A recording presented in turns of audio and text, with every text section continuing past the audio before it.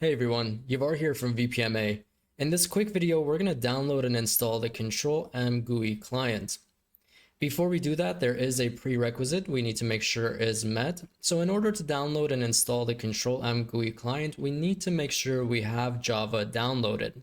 So if I navigate over to my programs and files, we can see I have open JDK version 21. So we need to make sure we have Java downloaded on whichever device that we are trying to install the Control-M GUI client on. And for Control-M version 9.22, it is recommended to have Java version 21. If you don't already have Java downloaded and installed, you can navigate over to Google, search for OpenJDK download, and you can download it from the Microsoft website. So here we can see the OpenJDK with the respective download link for Windows. After you've installed Java on your device, you are now ready to download and install the Control-M GUI client. So there are a few different ways you can download the Control-M GUI client. You can download it from the BMC EPD product download page, which is available on their website. But more conveniently, you can also download it from your Control-M environment's web client. So we want to open up our browser and we want to navigate over to our Control-M environment's web client. You should already have the details for your environment. If you don't, you can reach out to your Control-M administrator. And the link to your Control-M environment should be your Control-M environment's hostname followed by the port. When you click enter, you should get a page like this. You can use this download link to download the Control-M GUI client right from your Control-M environment's web client. So we can click on download here. And once your installer is downloaded, you can double click, go into more info, run anyway. And now your Control-M client installation should begin.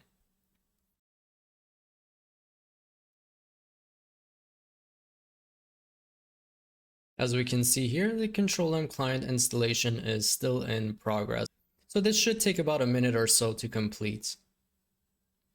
Next, you should see a panel like this. You want to read the license agreement and accept. So here you can give your Control-M client installation a name. For me, I'm just going to put version 22, which is the version of the client that I'm downloading. Click next. We can specify any specific installation paths. Since we downloaded the installation files from our Control-M web client, it already has our Control-M environment's hostname details here. So we can click on test to make sure that we can connect. And if the host is available, we can click on next. Here we have a summary.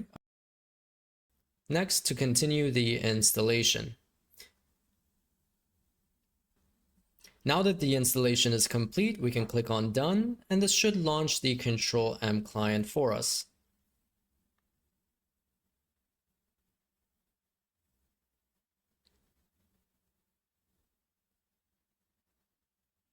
So here we want to expand environment, default environment, and here you can put in your Control-M environment details. You can click on the resolve settings to make sure that you're able to establish a connection.